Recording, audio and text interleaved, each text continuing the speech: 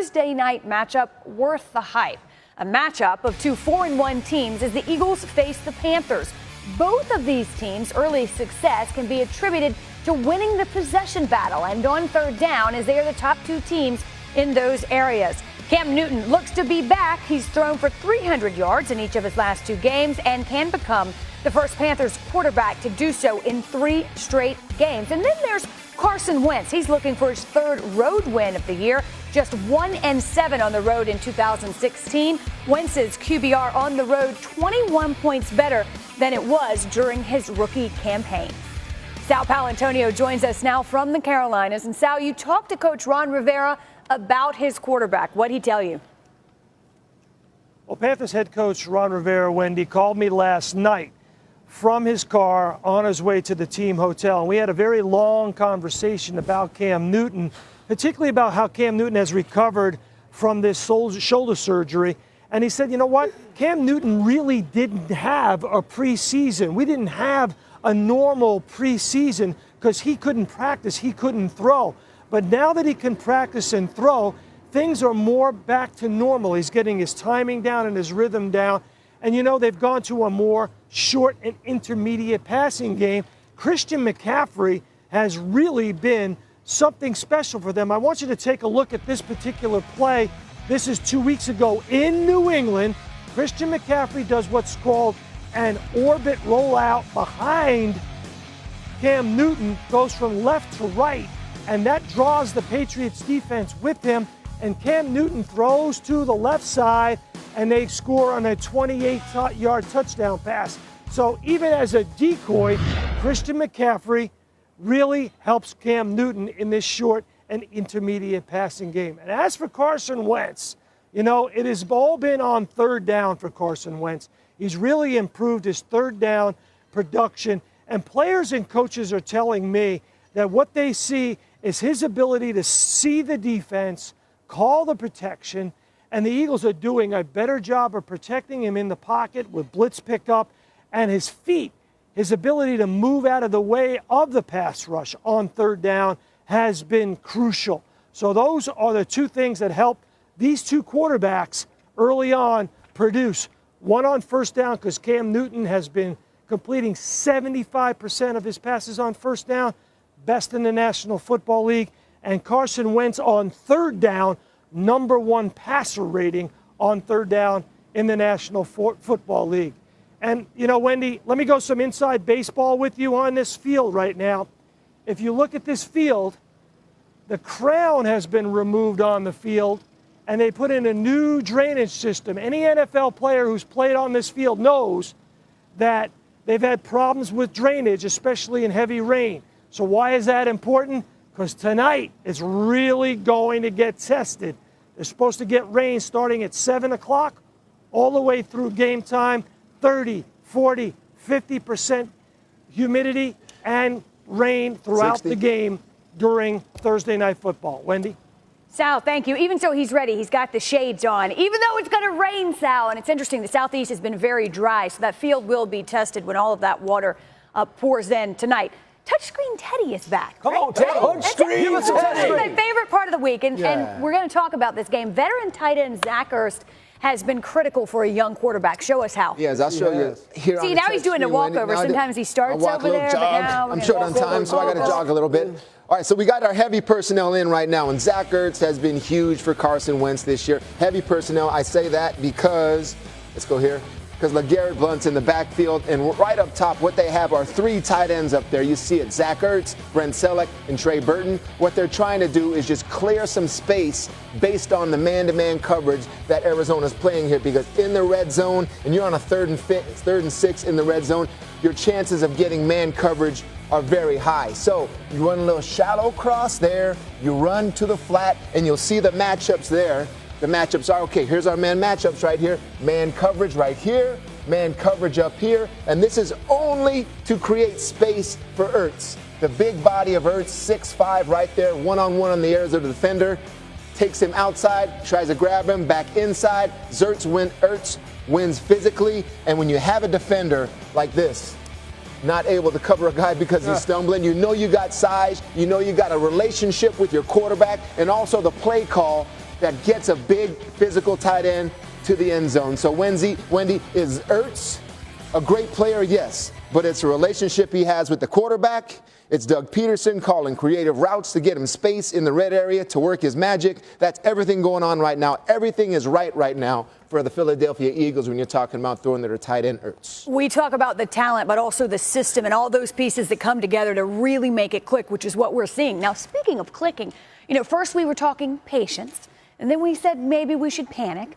And now it's neither of the two because Cam Newton appears to be back at hitting his stride. Well, Cam Newton in the last two outings has looked like the MVP of the old.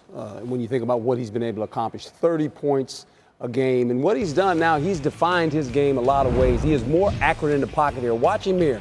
He's going to drop back to his general drop back. It is 2nd and 15. He sits in the pocket and throws a bullet to the sideline, a 39-yard out pattern, we'd call that. And now he's using his back, McCaffrey. And he doesn't panic anymore. In other words, when he felt pressure, we would see Cam right now do what, Teddy? He'd run, but he's running to throw. He's running to throw, eyes downfield, and this is what the percentage is, 67% when he leaves the pocket to throw. That's unheard of for Cam Newton. Now, this little play right here is critical. Get it on the running back's shoulder pads so the lineman can block the guys out, a little screen pass here to the back. Cam Newton is developing a feel for the receivers, but not only that, his ability to now play in the pocket. Once he leaves the pocket, to look downfield, to throw the ball, not run. Different Cam Newton. As soon as McCaffrey was drafted to the Panthers, that's what we talked about. If he ends up getting that relationship with him, he will survive the season because he will take less hits because I trust a receiver/running back that I just get out to really quick. And even at that size, less hits is important for the longevity of a quarterback. Eagles tackle Lane Johnson out with a concussion at him. How does that impact tonight? Wendy, this is a blow. If you go back and look at the history of the Eagles team with and without Lane Johnson, there is a notable and marked difference. And tonight they're going to be without Lane Johnson. I take you back over the past 2 seasons, Wendy, with Lane Johnson in the lineup. The Eagles are 9-2 and averaging close to 28 points per game. Without him, 2-8 and 20.1 points per game. So you see the difference, and you see what they'll have to overcome on the road in a short week against a tough, aggressive Carolina defense that Ron Rivera knows what he's doing with.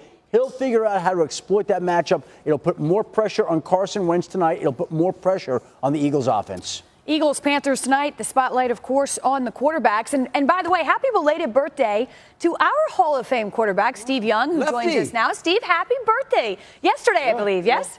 Just another one, Herm. No big deal. Come on, I see you. Look, it beats the alternative. Take them all. Look good, Young. No big deal. Steve, let's talk about this game tonight. What's the best plan of attack for the Panthers when it comes to managing Carson Wentz? Well, I'm not sure that there's a great one right now. Obviously, he has all the tools. He is leading the league in third down percentage, completion percentage. I mean, you got to be kidding me. That's elite territory for a Brady or a Rodgers or a Breeze. That's not for Wentz. But if it's for Wentz, it tells you that there's nothing in his game right now that you can really say is not elite. Now, he's got a long ways to go. He's got to keep this up for years and years. But what he started the season doing is how to attack him is you got to knock him down. Because that's what I say when people say, how do you attack Tom Brady? How do you attack Aaron Rodgers?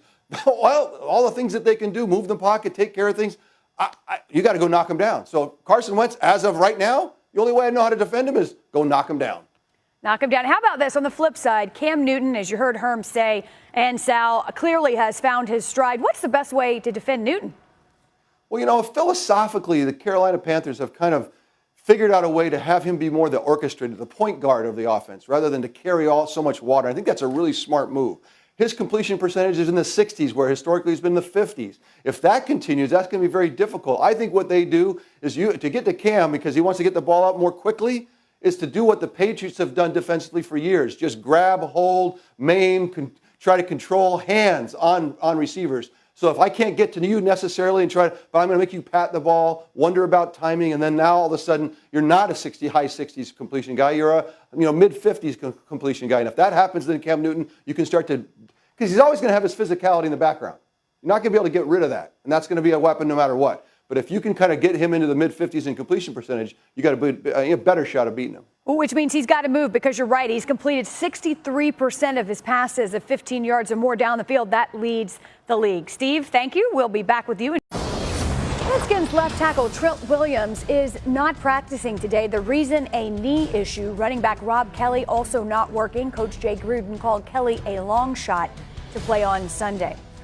Giants cornerback Dominique Rodgers-Cromartie walked out of the team's facility on Wednesday, but said he'd be back on Thursday. However, the Pro Bowl corner met with head coach Ben McAdoo this morning and was notified that he will be suspended indefinitely. Adam, let's just start with the latest on the situation with Cromartie and the team.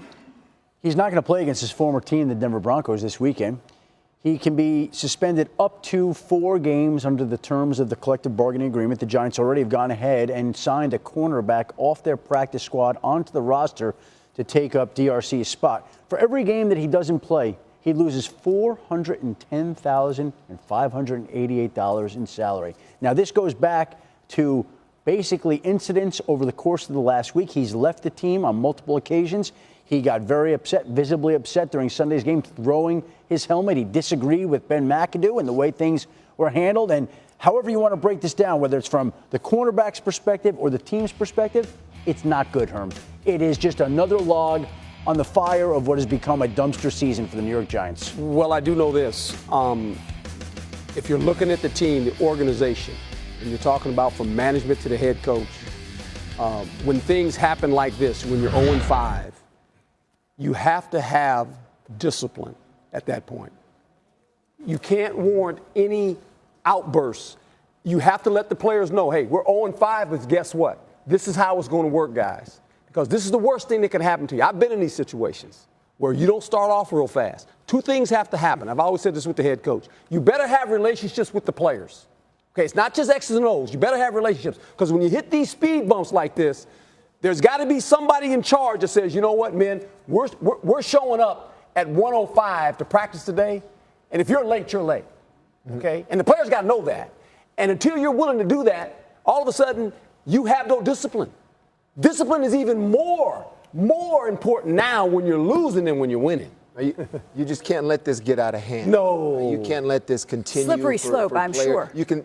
Players' frustrations now are probably at an all-time high in that locker room. They all want to win football games. A lot of veterans, especially on the defensive side of the ball, know that we've got a great unit here. Although they're struggling at times, we can't do it all. They may be thinking the offense needs to put points on the board. They see the struggles. They see how Eli's playing. They see how they can't get it going. And so all of a sudden, defensive players, they lash out. They explode. So this has to be stopped by a head coach, by a coordinator, whoever it is. If this was your choice to do and you spend them indefinitely, so be it. This is the decision. You stick with this, and players have to see this as, all right, there is going to be ramifications for our actions. Let me ask you this. McAdoo was asked, Coach, about the perception that he'd lost his team. He said, I'm not concerned with perception. I'm concerned with reality. In reality, has he lost control of that team? Well, I'm not in front of the players. I'm not in the locker room. I would say this, when you lose games, everyone is going to be a better coach than you because everyone has the answers. You better have answers for yourself because you got to fix this now. What you have to deliver to these players is the ability to give them hope. Do we have a chance to win a game, Coach? How are we going to do it? That's all the player wants to know. How are you going to help us right now? And if you're the coach, you got to make sure you have relationships in that locker room that you can lean on right now. Because you need some veteran presence in that locker room that you can lean on to help you through this cloudy period of time you're going through right now. Was there ever a point he had control? I think that's a fair question. I think players could have looked at him from the beginning and see how he handled various players and in their behavior, and maybe they think that players can do whatever they want. So maybe DRC thought, well, hey, all this is happening over here. I can just explode because these are my feelings. So whenever you have a coach, I played for one. I played for 2 of them in Parcells and Belichick. Whenever you have a coach, all right, and you're about to do something, whether it's a penalty, whether you throw your helmet, whether you swing at somebody on the field, and there's not that thought of, if I do this, something's going to happen. Yeah, I'm not going to play. You just do it. You just do it. So in other words, if we go to Miami in the week of a playoff game, what is the coach going to say about this? Right? We got a lot of things in the past, yes, but those head coaches that have control of their team, that just it's the coach's way or no one else's way. Those players go through that process. I shouldn't do this because I know if I do this, there's if I do X, this will happen. And I can tell you this, when a team is 0-5, the negativity seeps into the organization, And there are people whispering and grumbling, and it becomes Every day. cancerous. Every day. Inside Trust me. that organization. And with every loss, it ratchets up louder and louder and louder. they It need a becomes a win. toxic environment. They need a win. You don't sleep as a head coach. Oh, I would think promise not you. in this particular Or you situation. don't sleep. And Wendy you know doesn't sleep after when we have a bad show. Look, Yeah, and I you know don't. what you got to For provide? weeks. And this is the hardest thing. You got to provide energy to everybody. Look, not only, it's not just the players, it's the coaches. It's the coaches all of a sudden in their rooms going, they're making calls right now saying, well, maybe if we get fired, Who's I'm out looking there? for another What's job. out there? Right? Yeah. Because All that you've mess. been in situations where you've dug a team out of a hole. Oh, yeah. Right? So this is a major hole that the New York Giants are in. So players are watching. All right, coach, dig us out of it. What do you got? What do you got for us to get out of this hole? I think it's a fair point, a great point to say you need discipline more when you're losing than when you're winning, because that's easy. Then things fix themselves. That solves all problems. When